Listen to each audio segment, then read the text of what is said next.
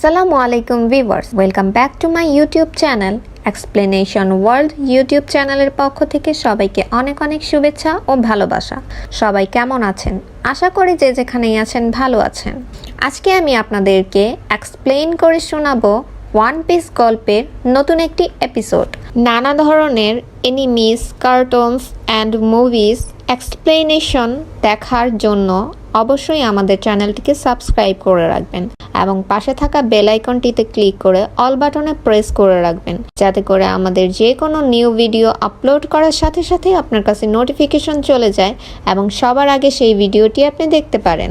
আজকে আমি আপনাদের সাথে এক্সপ্লেইন করব ওয়ান পিস গল্পের থার্ড এপিসোড। সো কথা না বাড়িয়ে চলুন ভিডিও স্টার্ট করা যাক। তৃতীয় এপিসোডের শুরুতে দেখানো হয় জোরোকে, যার পাশে কবি দাঁড়িয়েছিল, আর নেভি বা মেরিনের লোকেরা তাদের দিকে বন্দুক তাক করে দাঁড়িয়েছিল। মেরিনের লোকেরা যখনই গুলি চালাতে যাবে ঠিক তখনই লুফি বাতাসের মধ্য দিয়ে উড়ে এসে জোরোর সামনে দাঁড়ায়। তখন মেরিনের লোকেরা গুলি চালাতে শুরু করে দেয়, কিন্তু এতে লুফির কিছুই হয় না, কারণ লফি হচ্ছে রাবারের তৈরি। গুলিগুলো লফির শরীরের ভেতর ঢুকছিল আবার বেরিয়ে আসছিল, আর এরই সাথে শুরু হয়ে যায় ওয়ান পিস গল্পের থার্ড এপিসোড, যার নাম Morgan versus Luffy who is the mysterious pretty girl. Zoro লফির কাছে কিং অফ পাইরটের কথা শুনে তাকে প্রশ্ন করে কিং অফ পাইরট মানে কি। লফি বলে কিং অফ পাইরট মানে হচ্ছে জলদস্যুদের রাজা, আর আমি এটা হবই। জোরো বলে তুমি কি সিরিয়াস? তখন পিছন থেকে কবি বলে হ্যাঁ, লফি এই ব্যাপারে খুবই সিরিয়াস। প্রথমে আমিও তোমার মতো এটাই চিন্তা করেছিলাম। লফি জোরোর 3টি তরবারি নিয়ে আসে আর জিজ্ঞেস করে এখান থেকে কোনটি তোমার। জোরো বলে এই 3টি তরবারি আমার, আমি 3 ধরনের তরবারি চালাতে পারি। এগুলো বলার পরে জোরো লফিকে ক্যাপ্টেন বলে ডাকে, আর এটা শুনে লফি খুবই খুশি হয়ে যায়। লফি বুঝে যায় জোরো তার ক্রুর মেম্বার হওয়ার জন্য প্রস্তুত হয়ে গেছে। জোরো বলে তুমি আমার বাঁধন খুলে না দিলে আমি কিভাবে তোমার ক্রুর মেম্বার হব। মর্গান আর তার সৈন্যরা এগুলো দেখছিল। মর্গান বলে তাহলে এটাই হচ্ছে ডেভিল ফ্রুটস এর শক্তি। ডেভিল ফ্রুটস এর মধ্যে নানা ধরনের শক্তি থাকে, সুনামি নিয়ে আসার শক্তি, মুখ থেকে আগুন বের করার শক্তি, আরো না জানি কি কি ধরনের শক্তি থাকে। আজ পর্যন্ত ডেভিল ফ্রুট একটা রাজ হয়ে রয়েছে, কেউ এটাকে এখনো দেখেনি আর কেউ এটা বেশি খেতেও পারেনি। লুফি জোরোর রশি খুলছিল, আর সেই মুহূর্তে মেরিনরা লুফি, কবি আর জোরোর উপর অ্যাটাক করে দেয়। জোরো চিৎকার করে বলছিল তাড়াতাড়ি আমার রশি খুলে দাও, না হলে ওরা আমাদেরকে মেরেই ফেলবে। যেই জোরোর রশি খুলে দেওয়া হলো, সে সাথে সাথে তার একটি তরবারি মুখে এবং বাকি দুই হাতে নিয়ে মেরিনদের সামনে দাঁড়িয়ে গেল।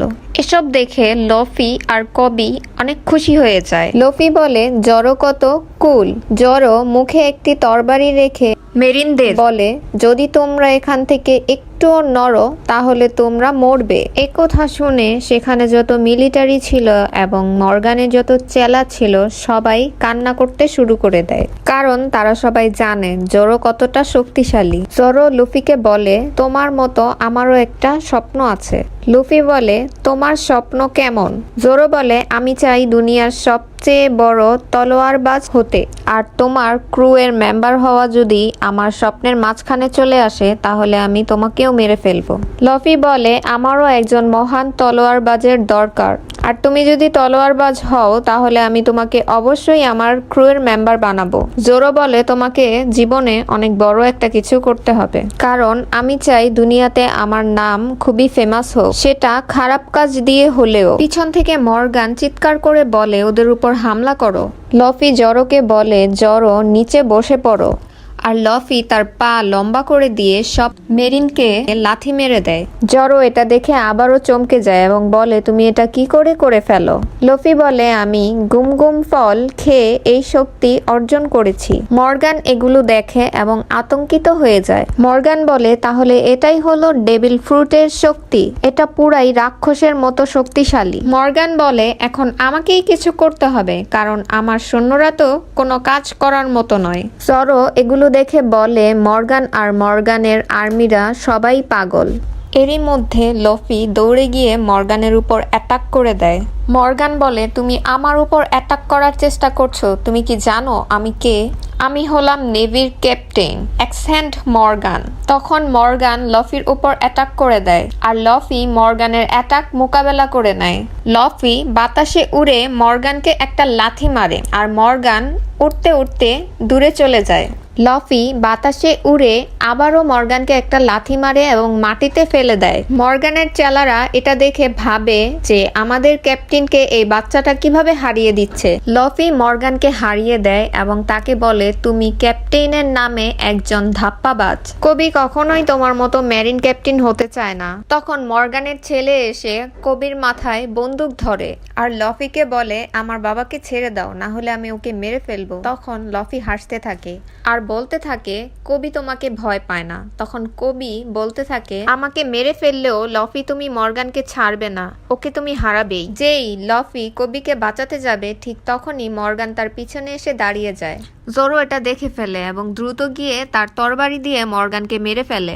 অবশেষে মর্গান মরেই যায় এবং যত নেভির সৈন্যরা ছিল সবাই খুশি হয়ে যায়, কারণ মর্গান তাদের সবাইকে বন্দি করে রেখেছিল। আর এই খুশিতে সৈন্যরা সবাই তাদের তরবারিগুলো আকাশের দিকে ছুঁড়ে মেরে আনন্দ করতে থাকে। এসব করার পরে জোরো ওখানেই মাটিতে পড়ে যায় এবং বলে, আমি খুব ক্ষুধার্ত। এরপর আমরা দেখতে পাই নামিকে, যে কিনা ক্যাপ্টেন মর্গানের রোমে গিয়ে কিছু একটা খুঁজছিল। আর খুঁজতে খুঁজতে নামি ওয়ান পিসের গুপ্তধনের একটি নকশা পেয়ে যায়। অপর একটি সিনে আমরা দেখতে পাই সেই ছোট্ট মেয়েটির মায়ের রেস্টুরেন্টে লফি, কপি আর জোরো খাবার খাচ্ছে। জোরো বলে, আমি অনেকদিন পরে খাবার খাচ্ছি। লফি বলে, তুমি কি এতটুকুই খাবে? জোরো বলে, তুমি আমার চেয়ে বেশি খাবার কিভাবে খাবে? কবি পিছন থেকে বলে, আমাদেরকে ফ্রিতে খাবার খাওয়ানোর জন্য শুক্রিয়া। ছোট মেয়েটা লফির কাছে গিয়ে বলে, তুমি আসলেই অনেক শক্তিশালী। লফি বলে, আমি এর চেয়েও বেশি শক্তিশালী হব। জোরো বলে, তুমি কতজন লোক একসাথে করেছো ক্রু এর মেম্বার বানানোর জন্য? লফি বলে, আমি তো শুধু তোমাকেই মেম্বার বানিয়েছি। জোরো বলে, তুমি শুধু একজন মেম্বারই জোগাড় করেছো, আর তাও সেটা আমি। জোরো বলে, একজন মেম্বার নিয়ে কখনো ক্রু তৈরি করা যায় না। লফি বলে, তাতে কি হয়েছে, আমরা তো অনেক শক্তিশালী। জোরো বলে, তোমার নৌকা কোথায়? লফি নৌকার দিকে ইশারা করে বলে, ওখানে আছে আমার নৌকা। জোরো জানালা দিয়ে বাহিরে তাকিয়ে দেখে ওখানে ছোট একটি নৌকা বাঁধা আছে। জোরো নৌকাটি দেখে হয়রান হয়ে যায় এবং লফির উপর হাসতে থাকে। লফি বলে, তুমি হাসছো কেন? তখন জোরো বলে, তুমি এই নৌকা দিয়ে সফর করবে? এই নৌকা দিয়ে সব ক্রু মেম্বারদের একসাথে করবে? এই নৌকার মাধ্যমে পাইরট কিং হবে? তখন লফি বলে, এই নৌকা আমাদের কাছে সবসময় থাকবে না, আমাদের কাছে এর চেয়ে অনেক বড় নৌকা আসবে, যেটাতে আমার পছন্দের পতাকা লাগাবো। তখন জোরো বলে, সেই নৌকাটা আমাদের কাছে কিভাবে আসবে? আর সাথে জোরো বলে, আমি ভুল ব্যক্তিকে ক্যাপ্টেন হিসেবে নির্বাচন করেছি। এর মধ্যে ওই ছোট বাচ্চাটা লফিকে প্রশ্ন করে, তোমরা আসলে যাচ্ছ কোথায়? লফি বলে, আমরা যাচ্ছি রেড লাইনে। তখন কবি জুস খাচ্ছিল আর এই কথা শুনে কবি তার সব জুস ফেলে দেয় আর বলে, তুমি কি আসলেই রেড লাইনে যাচ্ছ? তোমার কি জানা আছে ওখানে আসলে কি হয়? কবির এই রিয়েকশন দেখে ছোট মেয়েটি কবিকে প্রশ্ন করে, আসলেই কি রেড লাইন এত ভয়ানক? তখন কবি সবাইকে বলে, রেড লাইন কোথায় আছে এবং এটা কেন এত ভয়ানক। আসলে গোল্ড রোজার্ড নামের একজন পাইরট ছিল, যে কিনা তার সারা জীবনের লুট করা সম্পদগুলো রেড লাইনে জমা করে রেখেছিল এবং সে মৃত্যুর আগে সবার উদ্দেশ্যে বলে গিয়েছিল যে তার এই ওয়ান পিসের গুপ্তধন পাবে সে দুনিয়ার সবচেয়ে বড় পাইরট হয়ে যাবে। আর এর জন্য সব পাইরট দলেরা রেড লাইনে যায় সেই গুপ্তধন খুঁজে বের করার জন্য। কিন্তু এর মধ্যে একটা কথা আছে, সেখানে যেই পাইরটরা যায় তারা নাকি কখনোই ফিরে আসতে পারে না। আর এরই মধ্যে অনেক লোক সেখানে গিয়ে মারা গিয়েছে। লফি বলে, তাতে কি হয়েছে, সেখানে তো ওয়ান পিস আছে, আমরা সেখানে যাবই। তখন জোরো বলে, আমরা আর কি বা করব? লফি তো কারো কথা শুনবে না। কবি বলে আমি তো লফিকে বেশি দিন যাবত চিনি না, আমি ওর ভালো ফ্রেন্ডও না। লফি বলে তুমি তো আমার বেস্ট ফ্রেন্ড। এই কথা শুনে কবি বলে এই প্রথমবার কেউ আমাকে তার ফ্রেন্ড বানিয়েছে। ছোটবেলা থেকে তার কোনো ফ্রেন্ড নেই, সবাই তার থেকে দূরে দূরে থাকতো। তখন কবি বলে লফি আমাকে শিখিয়েছে নিজের স্বপ্ন কিভাবে পূরণ করতে হয়, আর এখন আমি আমার স্বপ্ন পূরণ করে নেভিতে জয়েন করব।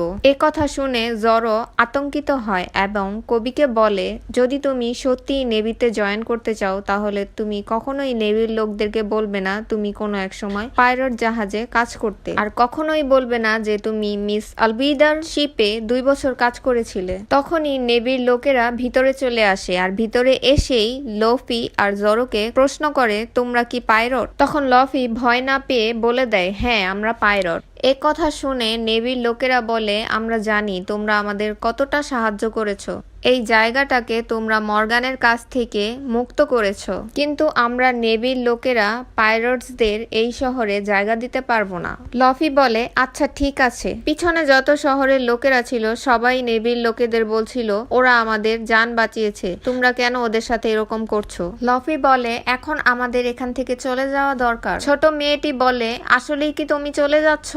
লফি বলে হ্যাঁ আমাদের আবার দেখা হবে। জরো আর লফি কবিকে ওখানে রেখে চলে যাচ্ছিল, আর কবি মনে মনে ভাবছিল আমার কি ওদের সাথে যাওয়া উচিত নাকি এখানেই থাকা উচিত। তখন নেভির একজন লোক কবিকে দেখিয়ে বলে ও কি তোমাদের দলের না, ও কি পাইরট না? তখন লফি বলে আমি ওকে চিনি না, আর কবি এটা শুনে হয়রান হয়ে লফিকে একটা ঘুষি মেরে দেয়, আর লফিও কবিকে একটা ঘুষি মেরে দেয়, আর দুইজন মারামারি করতে শুরু করে দেয়। এসব দেখে নেভির লোকেরা রেগে যায় আর লফিকে বলে তুমি এখান থেকে যাবে কি না, যেহেতু তোমরা দুইজন এখানে ঝগড়া করছো তোমরা কখনোই একই টিমের লোক হতে পারো না। নেভির লোকেরা জরো আর লফিকে সেখান থেকে নিয়ে যায়, আর লফি এটা ভেবে খুশি হয় যে কিভাবে সে নেভির লোকেদের বিশ্বাস করালো যে কবি তাদের দলের নয়। তখন লফি চলে যায় আর কবি সেখানে পড়ে থেকে চিন্তা করতে থাকে লফি তার জীবন বাঁচানোর জন্যই এই মারামারিটা করেছে, আর কবির স্বপ্ন পূরণ করার জন্যই লফি এটা করেছে, কারণ নেভির লোকেরা যদি জেনে যায় কবিও একজন পাইরট তাহলে কখনোই তাকে নেভিতে জয়েন হতে দিবে না।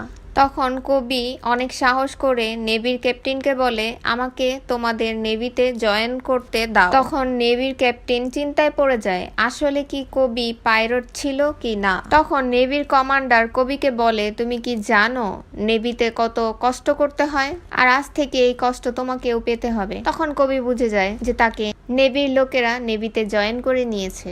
কবি নেভির কমান্ডারকে সেলুট করে। অপর এক দৃশ্যে আমরা দেখতে পাই জরো আর লফি তাদের নৌকায় বসে এই শহর ছেড়ে চলে যাওয়ার জন্য প্রস্তুত হচ্ছে। তখন কবি সেখানে এসে লফিকে সেলুট করে বলে থ্যাংক ইউ সো মাচ লফি, আমার মতো ভিতুর জীবন বদলে দেওয়ার জন্য আর আমার জন্য এত কিছু করার জন্য। তখন মেরিনের সব লোকেরাও লফিকে সেলুট করে, আর এটা দেখে জরো বলে আমি আমার পুরো জীবনে এই প্রথম দেখলাম যে মেরিনরা কোনো এক পাইরটকে সেলুট করছে, এটা আসলেই অদ্ভুত। আর মেরিনের লোকেরা বলে তুমি আসলেই একজন ভালো বন্ধু পেয়েছো। আর লফি গ্রিন লাইনের দিকে যেতে যেতে জোরে কবিকে বলে আবার দেখা হবে। আর এরই সাথে আমাদের ওয়ান পিসের 3rd এপিসোডটি শেষ হয়ে যায়। গত ভিডিওতে আমরা ওয়ান পিস গল্পের 2nd এপিসোডটি এক্সপ্লেইন করেছিলাম। এরকম নতুন নতুন ভিডিও এক্সপ্লেনেশন দেখার জন্য অবশ্যই চ্যানেলটিকে সাবস্ক্রাইব করে আমাদের পাশেই থাকবেন। ভিডিওটি কেমন লাগলো অবশ্যই কমেন্ট করে জানাবেন, এবং কোন ধরনের এক্সপ্লেনেশন ভিডিও আপনারা দেখতে চান সেটিও কমেন্ট করে জানাতে পারেন। আল্লাহ হাফিজ।